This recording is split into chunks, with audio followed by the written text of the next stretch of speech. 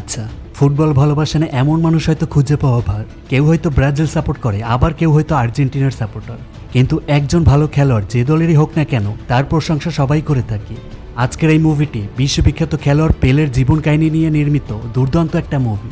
তবে আপনি যে দলের সাপোর্টারই হন না কেন, এই মুভিটি দেখার পর আপনি হয়তো আপনার চোখের পানি ধরে রাখতে পারবেন না এবং ফুটবলের প্রতি আপনার ভালোবাসা আরও কয়েক গুণ বেড়ে যাবে। সুতরাং ভিডিওটি কোনো দলের মতভেদ নয়, নিজ নিজ ব্যক্তিত্ব দিয়ে ফুটবলকে ভালোবাসার একটি প্রমাণ মাত্র। আসসালামু আলাইকুম বন্ধুরা, আমি সোহাগনিক আছি মুভিজ ট্র্যাকারের সাথে।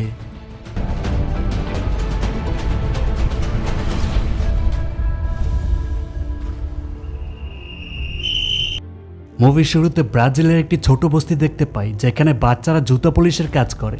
কাজ শেষে বস্তির গলির ভিতরে পুরনো কাপড় দিয়ে বানানো একটা ফুটবল দিয়ে ফুটবল খেলা শুরু করে। তো এই বাচ্চাগুলোর ভেতরে একটি ছেলে খুব ভালো খেলছিল, তার নাম ছিল ডিকো। ডিকো আর তার ভাই জুকা খেলা শেষে বাসায় চলে আসে। তাদের মা যখন জিজ্ঞেস করে তাদের শরীরে এত কাদা কোথা থেকে এসেছে, ডিকো তখন বলে জুতো পলিশ শেষে তারা যখন বাসায় আসছিল তখন জুকা পা পিছলে নদীতে পড়ে যায়। কিন্তু জুকা আবার ভুলবশত তার মাকে বলে দেয় যে ফুটবল খেলতে গিয়েই আমরা ময়লা পানিতে পড়ে গিয়েছিলাম। আর এই কথা শুনে তার মা অনেক রেগে যায়, কারণ তার মা চায় না তার ছেলেরা ফুটবল খেলুক। এর কারণ ডিকোর বাবা একজন অনেক বড় ফুটবলার ছিল, কিন্তু হাঁটুতে ইনজুরির কারণে তার ফুটবলকে বিদায় জানাতে হয়। আর সে এখন হাসপাতালে সুইপারের কাজ করে। তাই ডিকোর মা চান না তার ছেলেরা যেন কোনোভাবেই তার বাবার মতো সুইপারের কাজ করুক। এটা ছিল 1950 সাল। তখন ফুটবল বিশ্বকাপ চলছিল। যেদিন ব্রাজিলের ফাইনাল খেলা হচ্ছিল সেদিন সব লোকজন তাদের কাজকর্ম বাদ দিয়ে রেডিওর সামনে বসে খেলার ধারা বিবরণী শুনছিলেন। কিন্তু দুর্ভাগ্যবশত সেদিন ব্রাজিল অনেক বাজেভাবে হেরে যায়। ব্রাজিল হারার কারণে সবার চোখে পানি চলে আসে, এমনকি ডিকো যে কিনা ঘরের চালের উপর বসে খেলা শুনছিল তার চোখেও পানি চলে আসে। আসলে ব্রাজিলের মানুষ ফুটবল সম্পর্কে অজ্ঞান, তারা ফুটবলকে তাদের জীবনের চেয়েও বেশি ভালোবাসে। ডিকোর বাবা যখন বাইরে আসে তখন ডিকো লক্ষ্য করে তার বাবার চোখ দিয়ে পানি পড়ছে। তখন ডিকো তার বাবার কাছে গিয়ে বলে, বাবা তুমি কান্না করো না, আমি তোমাকে কথা দিচ্ছি আমি একদিন ব্রাজিলকে বিশ্বকাপ এনে দিব। তো একদিন ডিকোকে তার মা তার সাথে কাজে নিয়ে যায়। সেখানে তারা রান্নাঘরে কাজ করছিল। তখন ডিকোর মাকে ভেতরে কোনো একটা কাজে ডেকে নেয়। তখনই সেখানে বেশ কয়েকটা ছেলে চলে আসে। তারা একটা ফুটবল টুর্নামেন্ট নিয়ে আলোচনা করছিল, যেখানে সবাই অংশগ্রহণ করতে পারবে এবং যারা ফাইনালে জিতবে তাদেরকে স্যান্টোস ফুটবল ক্লাবে খেলার সুযোগ করে দেওয়া হবে। তারা উক্ত টুর্নামেন্ট নিয়ে অনেক এক্সাইটেড ছিল। তো তারা সবাই তাদের নিজ নিজ ফেভারিট খেলোয়াড় সম্পর্কে আলোচনা করছিল।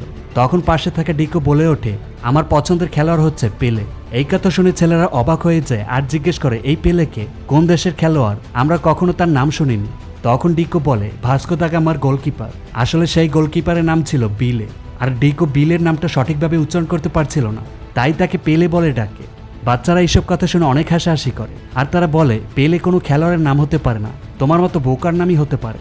তো এরপর ডিকো সেখান থেকে চলে যাওয়ার সময় উক্ত টুর্নামেন্টের একটা লিফলেট হাতে করে নিয়ে যায় আর তার মহল্লার বন্ধু বান্ধবদেরকে দেখায়। তারা সিদ্ধান্ত নেয় তারা সবাই মিলে উক্ত টুর্নামেন্টে অংশগ্রহণ করবে।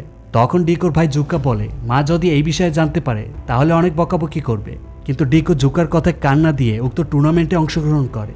এই টুর্নামেন্টেতে ওই ছেলেরাও অংশগ্রহণ করে যাদের বাসায় ডিকোর মা কাজ করত। টুর্নামেন্টে খেলা শুরু হয় আর ডিকোর টিমের নাম হচ্ছে শুলেস। তাদের টিমের একটা ছেলে তাদের বাসা থেকে বিছানার চাদর চুরি করে সবার জন্য এক ধরনের ড্রেসের ব্যবস্থা করে। আস্তে আস্তে তারা খেলতে খেলতে এক পর্যায়ে ফাইনালে পৌঁছে যায়। ফাইনালে তাদের প্রতিপক্ষ ছিল ওই ছেলেরাই যারা ডিকোর নাম রেখেছিল পেলে। ডিকোকে কেউ পেলে বলে ডাকলে তার বেশ রাগ হতো। ডিকোর পেলে নামটা মোটেও পছন্দ ছিল না। ডিকোর টিমের কারো কাছেই বুট জুতা ছিল না, তাই তারা স্থানীয় খাদ্য গুদাম থেকে বাদামের বস্তা চুরি করে বিক্রি করে আর সেই টাকায় সবার জন্য পুরাতন জুতা কিনে আনে। আর এই জুতাগুলো তাদের কারোরই সাইজ মতো ছিল না, কিন্তু তারপরেও তারা উক্ত জুতা পরে খেলতে নামে। ধারাভাষ্যকার যখন সবার নাম বলছিল তখন সে বলে শুলেস দলের ক্যাপ্টেন হচ্ছে পেলে। আসলে বিপক্ষ দলের ছেলেরা ধারাভাষ্যককে বলেছিল তার নাম হচ্ছে পেলে। ডিকো এই কথা শুনে অনেক রেগে যায়, কিন্তু তার বন্ধুরা তাকে শান্ত করে দেয়। এরপর যথারীতি খেলা শুরু হয়, কিন্তু তারা মোটেও ভালো খেলতে পারে না, একটার পর একটা গোল খেতেই থাকে। এর মধ্যে খেলার হাফ টাইম শেষ হয়ে যায় আর শুলেস দল 6-0 গোলে পিছিয়ে পড়ে। তখন ডিকো তার বুট জুতা খুলে ফেলে, কারণ সে আর তার দলের খেলোয়াড়রা বুট পরে খেলায় অভ্যস্ত নয়। ডিকোর বুট খুলে ফেলা দেখে তার দলের বাকিরা সবাই তাদের বুটও খুলে ফেলে। এরপর আবার যথারীতি সেকেন্ড অর্ধের খেলা শুরু হয় এবং তার দল অনেক ভালো খেলতে থাকে। তারা এক এক করে 5টি গোল করে ফেলে, কিন্তু ততক্ষণে সময় শেষ হয়ে যায় আর শুলেস দল 5-6 গোলে ফাইনাল ম্যাচ হেরে যায়। কিন্তু সেখানে থাকা সকল দর্শকের কাছে ডিকোর খেলা অনেক ভালো লেগে যায়। তারা সবাই পেলে পেলে বলে চিৎকার করতে থাকে। কিন্তু ডিকোর এখন আর এই নাম শুনে মোটেও রাগ হয় না, বরং সকলের বাহাবা দেখে তার অনেক ভালো লাগতে থাকে। সেখানে ডিকোর বাবাও তাদের খেলা দেখছিল। সে অনেক খুশি হয় কারণ তার ছেলে অনেক ভালো ফুটবল খেলছিল। তখন সেখানে ওই গোদামের লোকজন চলে আসে যাদের বাদামের বস্তা ডিকোরা চুরি করেছিল। তাদের দেখে সবাই সেখান থেকে পালাতে থাকে আর ওই লোকগুলো তাদেরকে ধাওয়া করতে থাকে। তারা জঙ্গলের মধ্যে দিয়ে পালায়। তখন ডিকো আর তার বন্ধু দিয়াগো জঙ্গলের মধ্যে একটা মাটির গর্তে লুকিয়ে পড়ে। আর তখনই সেখানে প্রচণ্ড বৃষ্টি শুরু হয় আর বৃষ্টির কারণে ওই গর্তের মাটি চাপা পড়ে যেতে থাকে। ডিকো অনেক কষ্টে গর্তের বাইরে বের হয়ে আসতে পারলেও দিয়েগো ওই মাটির মধ্যে চাপা পড়ে যায় আর দিয়েগো সেখানেই মারা যায়। এই ঘটনায় ডিকো অনেক ভেঙে পড়ে।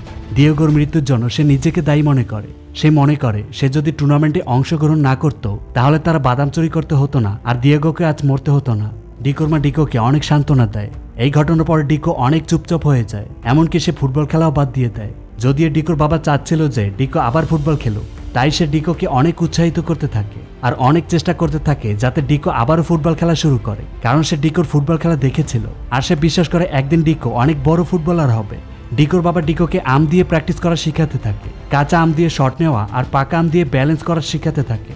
যদিও ডিকো প্রথম তেমন গুরুত্ব দেয় না, কিন্তু আস্তে আস্তে সে তার বাবার সাথে প্র্যাকটিস করা শুরু করে।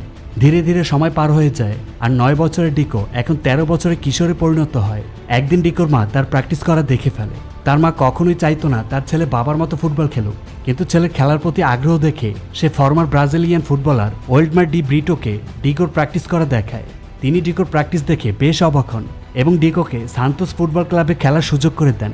কিন্তু ক্লাবে আসার পর ডিকোর পারফরমেন্স অনেক বাজে ছিল, তাই সে অনেক হতাশ হয়ে যায় আর সে সিদ্ধান্ত নেয় সে বাড়ি ফিরে আসবে। তো ডিকো যখন বাড়ি ফেরার জন্য স্টেশনে ট্রেনের অপেক্ষা করছিল তখন সেখানে ওয়েল্ডমার চলে আসেন। তিনি ডিকোকে জিজ্ঞেস করেন, তুমি কোথায় যাচ্ছ?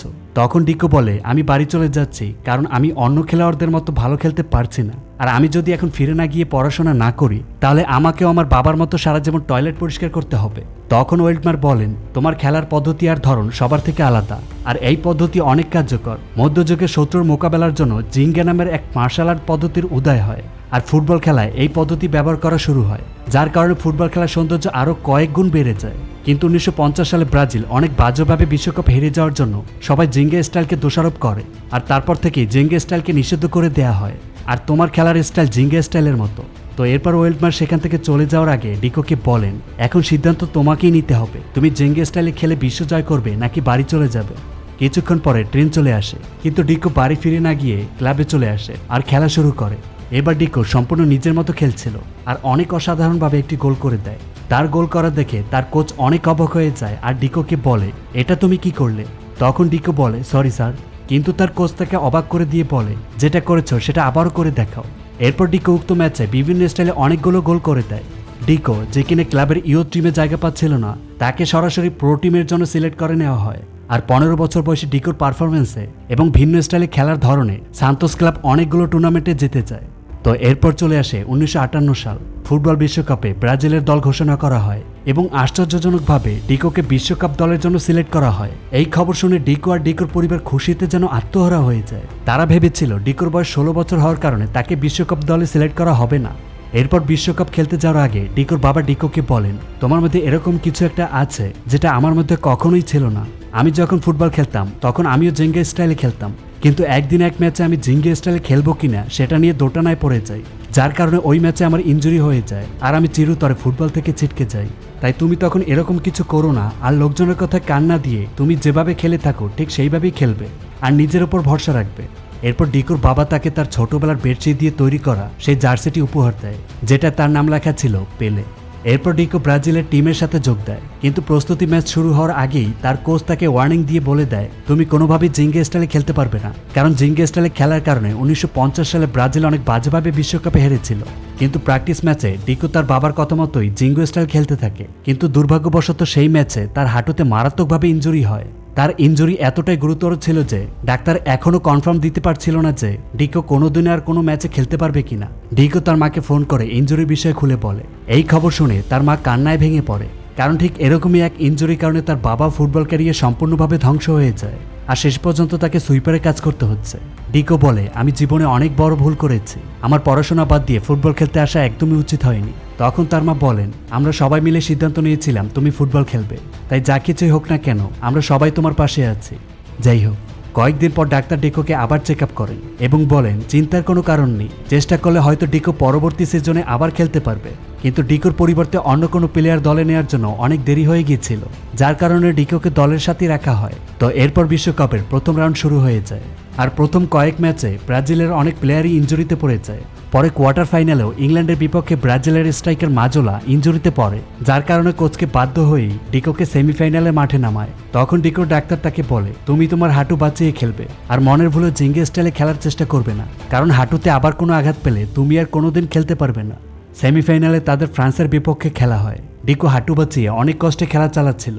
হাফ টাইমের খেলা শেষ হয়, ব্রাজিল আর ফ্রান্স 1-1 গোলে হাফ টাইমের খেলা শেষ করে। বিরতির সময় ডিকো ড্রেসিং রুমে মাজোলাকে বলে, আমি তোমার মতো খেলতে পারছি না, তোমার যদি পায়ের সমস্যা ঠিক হয়ে যায় তাহলে তোমার মাঠে নামা উচিত। তখন মাজোলা বলে, আসলে সমস্যা আমার পায়ে না, আমার মনে।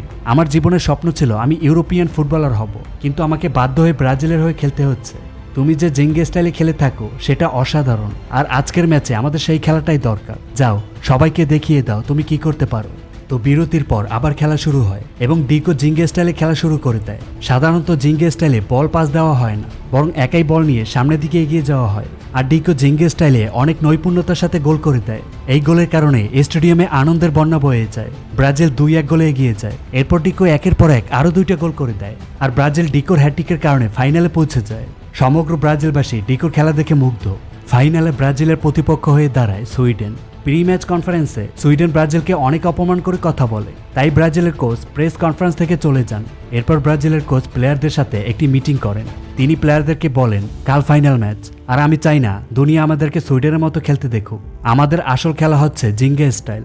আমি জানি না কালকে আমরা জিতবো কিনা, কিন্তু আমরা দুনিয়াকে দেখিয়ে দেব জিঙ্গে স্টাইলের ক্ষমতা কি। তো পরের দিন যথারীতি ফাইনাল ম্যাচ শুরু হয়, আর সুইডেনের প্লেয়াররা পেলেকে চারদিক থেকে ঘিরে ফেলে, যাতে করে পেলের কাছে বল যেতে না পারে, এবং প্রথম 4 মিনিটের মাথায় সুইডেন গোল করে দেয়। খেলার শুরুতেই গোল হজম করার কারণে ব্রাজিলের সকল প্লেয়ার, এমনকি ব্রাজিলের সকল দর্শক অনেক টেনশনে পড়ে যায়। কিন্তু কয়েক মিনিট পরেই ডিকো সকল প্লেয়ারকে পেছনে ফেলে বল নিয়ে সামনের দিকে এগিয়ে যায় আর গোল করে দেয়। কিছুক্ষণ পরেই ব্রাজিল আরও একটি গোল করে দেয়, আর এই গোলের মাধ্যমে ব্রাজিল 2-1 গোলে এগিয়ে যায়। ততক্ষণে গ্যালারিতে সুইডেনের সমর্থকদের নিস্তব্ধতা গ্রাস করে নেয়। সমস্ত স্টেডিয়ামের মধ্যে একটি থমথমে পরিবেশ সৃষ্টি হয়। এরপর আর ব্রাজিলকে পিছু ফিরে তাকাতে হয়নি। ব্রাজিল 1-1 করে 5টি গোল করে ফেলে, আর 5-2 গোলে ব্রাজিল প্রথমবারের মতো বিশ্বকাপ জিতে নেয়। এই জয়ে ব্রাজিলের সমস্ত দর্শক কান্না করে দেয়। কিন্তু এই কান্না 1950 সালের মতো কষ্টের কান্না ছিল না, এটা ছিল সুখের কান্না। আর 17 বছরের ডিকো, যার কারণে ব্রাজিল প্রথমবারের মতো বিশ্বকাপের স্বাদ পেয়েছে, সে এখন ডিকো থেকে পেলেতে পরিণত হয়েছে, আর সমস্ত পৃথিবী তাকে পেলে নামেই চেনে। এই জয়ের পরে জিঙ্গে স্টাইল সমগ্র পৃথিবীতে অনেক ফেমাস হয়ে যায়। 1961 সালে ব্রাজিলের প্রেসিডেন্ট পেলেকে ব্রাজিলের জাতীয় রত্ন হিসেবে ঘোষণা করেন। এখন পর্যন্ত পেলেই একমাত্র খেলোয়াড় যে 17 বছর বয়সে বিশ্বকাপে গোল করেছে এবং বিশ্বকাপ জিতেছে। এমনকি ব্রাজিলের 1962 এবং 1970 সালের বিশ্বকাপ জয়ের পেছনে পেলের অনেক বড় ভূমিকা ছিল। এখন পর্যন্ত পেলে একমাত্র খেলোয়াড় যে 3টি বিশ্বকাপ জিতেছে, আর সর্বোচ্চ 1283 গোলের রেকর্ডও পেলের দখলে। পেলে তার জীবনে একটি রেকর্ড কখনো ভাঙতে পারেনি, সেটি হলো এক ম্যাচে 5 গোল করার রেকর্ড, আর সেই রেকর্ডটি তার বাবার দখলে ছিল। অলিম্পিক ক্রীড়া কমিটি পেলেকে শতাব্দীর সেরা খেলোয়াড় হিসেবে ঘোষণা করেন। আর এটাই ছিল বিশ্ববিখ্যাত ফুটবলার পেলের জীবন কাহিনী। আসলে যে কোনো বিশ্ববিখ্যাত খেলোয়াড়ই হোক না কেন, প্রত্যেকের জীবনী ঘাটলে আমরা তাদের অনেক বড় ফ্যান হয়ে যাব। সুতরাং একজন ভালো খেলোয়াড় যে দলেরই হোক না কেন, তার প্রশংসা সবাই করে থাকি, সে হোক ম্যারাডোনা, মেসি, হোক সে রোনালদো কিংবা অন্য কোনো কিংবদন্তি। তো মুভিটি আপনাদের কাছে কেমন লাগলো কমেন্টে জানিয়ে দিন, আর ভালো লাগলে একটি লাইক, সাথে চ্যানেলটি সাবস্ক্রাইব করতে ভুলবেন না। তারপর কেমন আছেন সবাই? খুব ভালো, তাই না? কথা হবে সামনের ভিডিওতে, যা খুব শীঘ্রই আসতে চলেছে। ততদিন সবাই ভালো থাকবেন, সুস্থ থাকবেন। আজ এ পর্যন্তই, আল্লাহ হাফেজ।